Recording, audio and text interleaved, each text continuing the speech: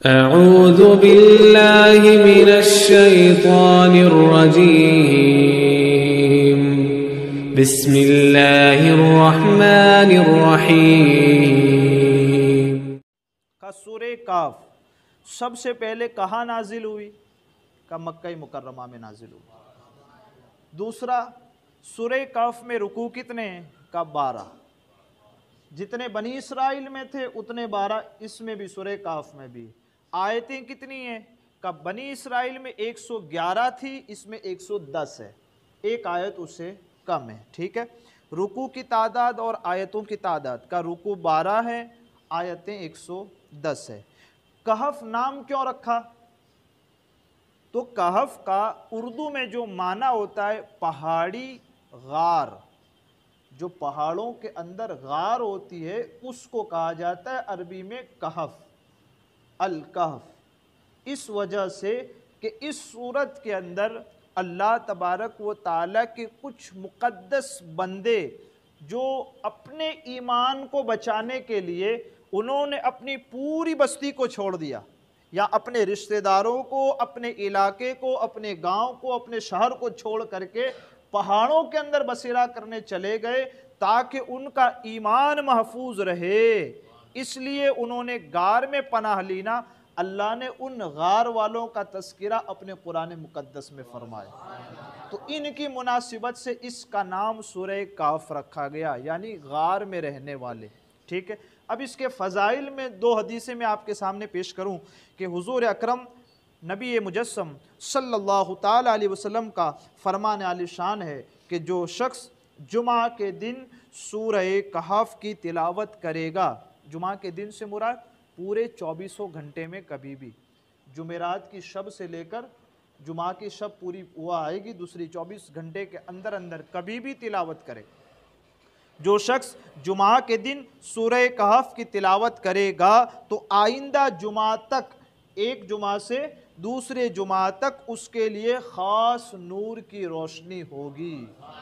एक ये चीज़। दूसरी सबसे बड़ी तवज्जो वाली बात जो है वो ये कि जो क़यामत के आने से पहले दज्जाल के निकलने की जो निशानी बताई गई है कि ये निशानी है दज्जाल के निकलने की। क़यामत उस वक्त तक कायम नहीं होगी जब तक दज्जाल ना आ जाए। ठीक है। हुजूर सल्लल्लाहु ताला अलैहि वसल्लम इरशाद फरमाते हैं कि जो सूरह कहफ की इब्तिदाई 10 आयत याद करेगा, सूरह कहफ की शुरू की 10 आयतें, 110 में से पहली वाली 10 आयतें जो याद करेगा, अल्लाह तबारक व ताला उसे दज्जाल के फितने से महफूज फरमाएगा। ये बहुत अहम बात है। अगर हम समझे तो पूरा कुरान मुकद्दस उमूमी तौर पर 113 सूरतें उमूमी तौर पर, लेकिन सूरह कहफ की ये 10 आयतें खुसूसी तौर पर है, ख़ास पर्टिकुलरली ख़ास कर ये 10 आयतें ऐसी है जो इंसान को दज्जाल के फितने से बचा लेगी। हुज़ूर सल्लल्लाहु अलैहि वसल्लम ने कितनी आसानी फरमाई हमारे लिए। लोग उसके एक हाथ में जन्नत होगी, एक हाथ में जहन्नम होगी, जो उस पर ईमान लाएगा उसको पकड़ के इस तरह जन्नत में दाखिल कर दे। अल्लाहु अकबर। जो इनकार करेगा उसको उसकी जहन्नम में डाल देगा। मुर्दों को जिंदा करेगा, समझ रहे हैं, खुदाई दावा करेगा, मुर्दों को जिंदा करेगा। जो ये सूरह काफ है, इसकी 10 आयतें हर मोमिन को, हर अपने आप को मुसलमान कहलाने वाले को याद होनी चाहिए कि यही 10 आयतें दज्जाल के फितने से उसकी हिफाजत फरमाएगी। ये एक टू की बात यही है कि 10 आयतें उसको याद होनी चाहिए। इतना आसान अमल हुज़ूर अलैहिस्सलातु वस्सलाम ने हम सबको बताया। ठीक है। उसके बाद दज्जाल के फितने से महफूज रहेगा वो। अब मुनासिबत क्या है? मुनासिबत देखें, एक आयत जो हमने पढ़ी थी बनी इसराइल में, यसअलूनका अनिर रूह कुलिर रूहु मिन अम्रि रब्बी। मुशरिकीन तो क्या कहते, इनसे तो हम जो सवाल करते हैं वो सवाल का जवाब दे देते हैं। ये तो मुशरिकीन गए यहूदियों के पास, क्या कुछ ऐसे सवाल बताओ हमें कि हम इनको पूछें और ये जवाब ना दे सकें। अल्लाहु अकबर। वो यूँ गुमान करते थे कि हम हुजूर सल्लल्लाहु ताला अलैहि वसल्लम को कुछ ऐसे सवाल पूछेंगे जिनका ये जवाब नहीं दे पाएंगे। तो यहूदियों ने 3 सवाल उन्हें बताए थे। उसमें एक कौन सा? का रूह के बारे में बताइए। तो रूह का जवाब दे दिया गया बनी इसराइल में।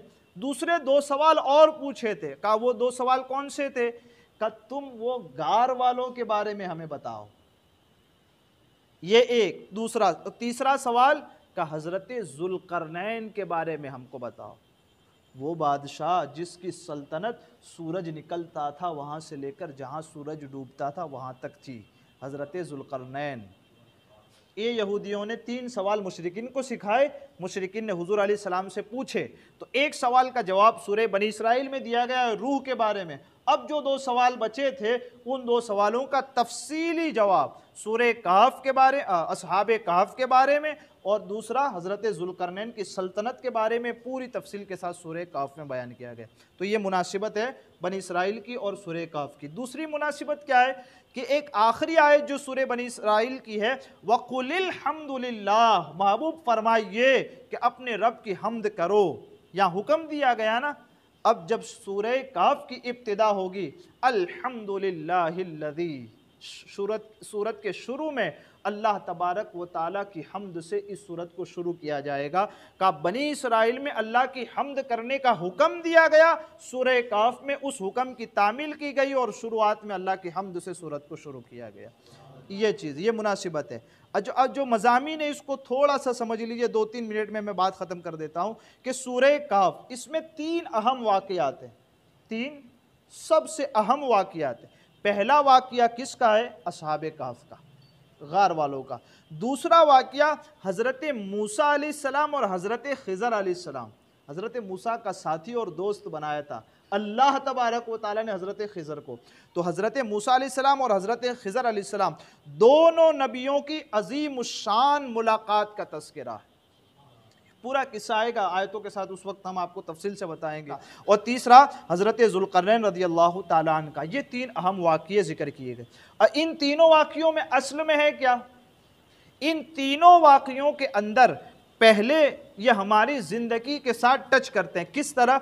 कहा इंसान को ईमान लाने के बाद मज़हब की ज़रूरत पड़ती है ना। मज़हब में आने के बाद शरीयत पर अमल करने के लिए जिस शरीयत को जानना है उसको, का रब को मानना उसका तरीका, नबी की नबूवत को मानना उसका तरीका, फ़रिश्तों को जानना, जिन्नात और जितने भी ज़रूरियात दीन के मसले का ये पहले में बयान किए गए हैं।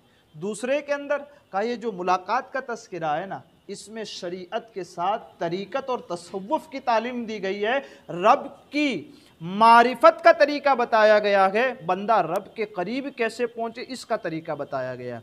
और तीसरा जो वाक़या है उसके अंदर कहा ये जो इंसान को जब ताकत मिले, इंसान को जब ओहदा मिले, तो उसको किस तरीके से उस ओहदे पर रहते हुए अपनी ज़िंदगी गुजारनी चाहिए।